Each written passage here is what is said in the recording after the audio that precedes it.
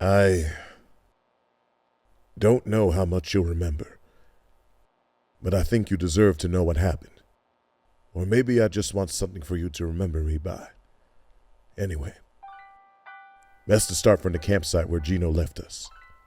It was afternoon when the two of us set out. It'd be a day or two's hike to the impact crater, so we weren't in any hurry.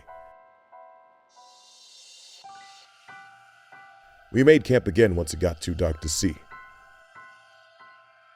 The next morning we woke to dark clouds overhead. My first thought was that we hadn't escaped the lightning storms after all, but then we realized what it really was. It started snowing. Real snow, not debris or ash from some far-off destruction. Suddenly it hit me that, if I had been counting the days right, it was almost what would have been Christmas Eve. It snowed on as we walked. With the world hidden under a white blanket, everything almost felt normal again. I stopped in at a mechanic's garage to tune myself up, and when I came back out, we were doing snow angels outside. It was the first time I'd smiled to myself since before all this began.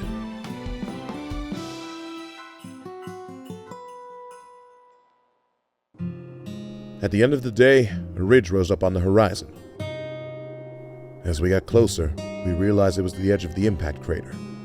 I never thought it would be this big. We climbed up to the top of the ridge and saw the devastation inside. There was nothing left but overturned earth as far as the eye could see. Aside from one tiny black dot that I could just barely make out, far ahead. That had to be the meteor. We carefully made our way down from the ridge into the crater. It was too dark to see at that point, so we camped underneath the overhang that night. In the morning, we started off again. We couldn't see the meteor anymore from down here, so we had to just walk straight forward and hope we'd eventually get there. We walked in silence.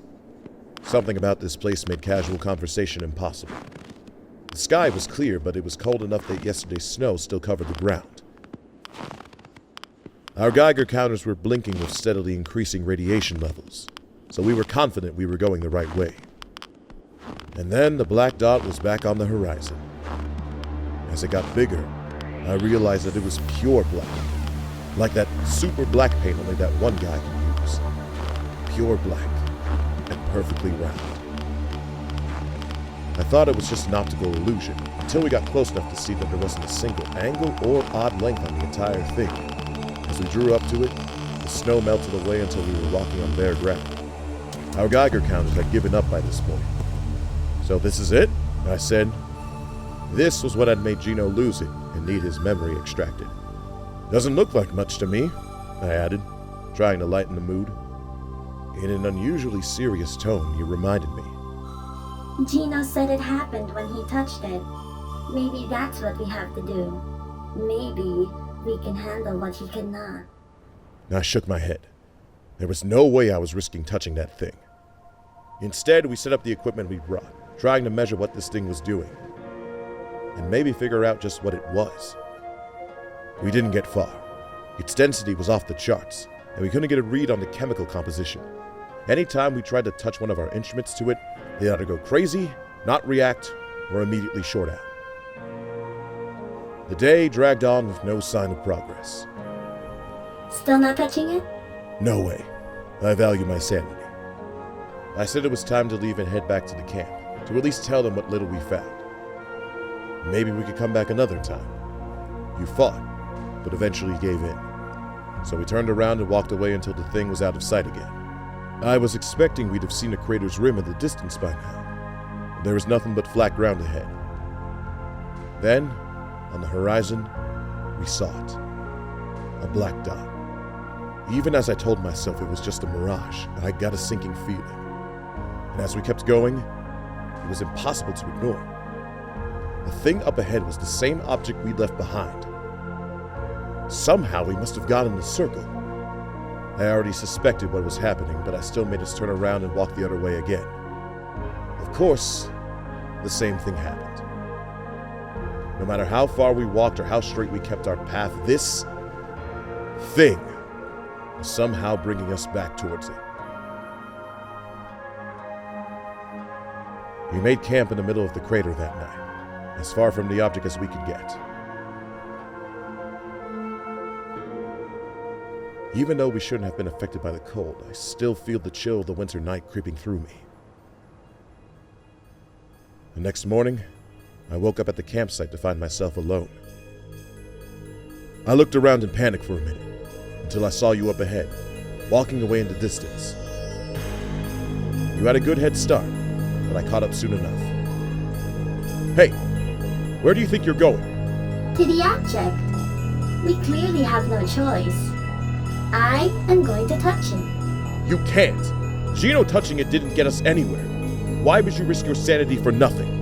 There is a 97.1% chance we will be stuck here forever if I do not. As we argued, we must have been walking faster than we realized. Because suddenly I noticed the object was now just a couple dozen yards away from us. It sat there like it was mocking us. All right, fine, I said.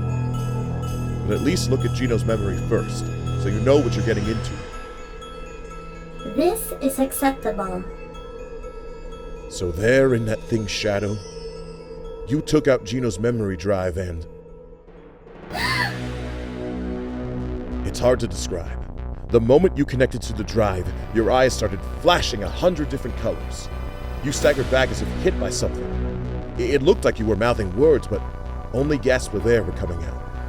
And then you started moving, like you were being pulled straight towards the object.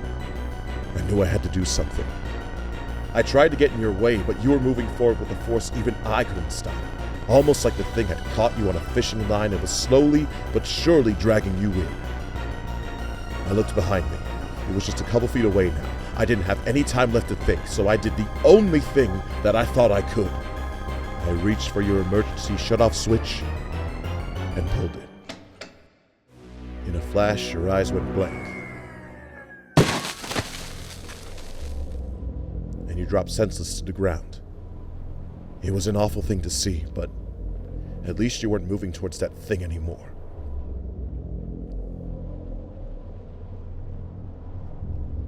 I knew I had to get you up again as soon as possible, but I couldn't risk you going back to how you just were. So I grabbed your laptop from our campsite and hooked it up into your memory banks. I wanted to make sure you wouldn't remember what you'd just seen, but all your data was in a format I didn't recognize. So I had to make my best guess. I think it was just the last couple of days. I hope it was. But as the data disappeared from your memory, I felt a static shock from the laptop. I thought it was nothing at first, but then I started to feel funny. Lightheaded at first, and then like I was looking down at my body from outside of it. And then...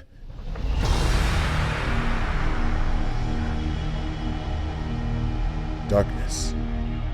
I was staring at the pitch-black sea of deep space. In the distance, there was a sun, and near it, a blue speck that I know was Earth. The speck was growing, getting closer. It was headed right for me, but I couldn't move. It came closer and closer, moving faster, becoming all I could see until I was passing through clouds and headed right for impact. And then I went through it. Or it went through me. And it was past me, orbiting into the distance again, leaving me untouched.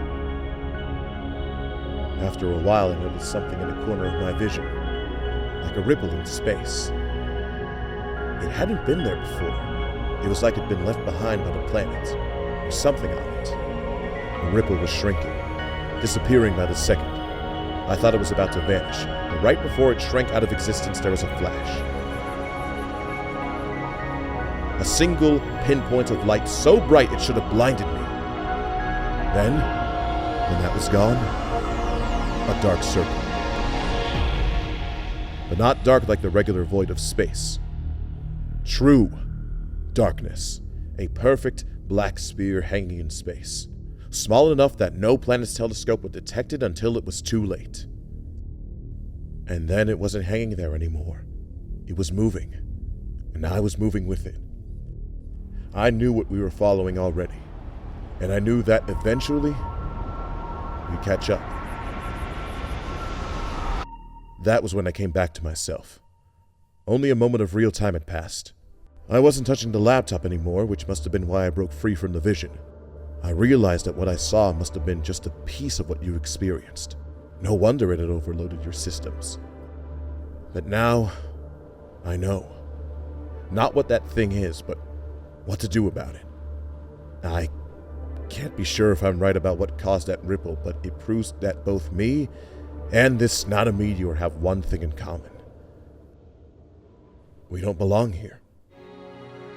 And that brings me to now, making this recording. I thought you deserved to know what happened, in case I deleted further back than I meant to. And you also deserve to know what's going to happen between now and when you wake up. I'm going back to the object, and I'm going to lay my hand on it. I have a feeling what'll happen for me will be different than what happened to anyone else. If it works, the thing will be gone. And that should be no more lightning storms, no more unnatural disasters, and a chance to rebuild from this apocalypse. You might call it a Christmas miracle. But whether it works or not, you won't see me again. I'm, not used to real goodbyes. Usually I can always just say, until next time. But I don't think I'll be able to come back here after this. I won't be dead. Probably. I guess it's the universe telling me that it's time to go home. Maybe finally take care of some unfinished business. So, thanks for everything. And don't forget about me.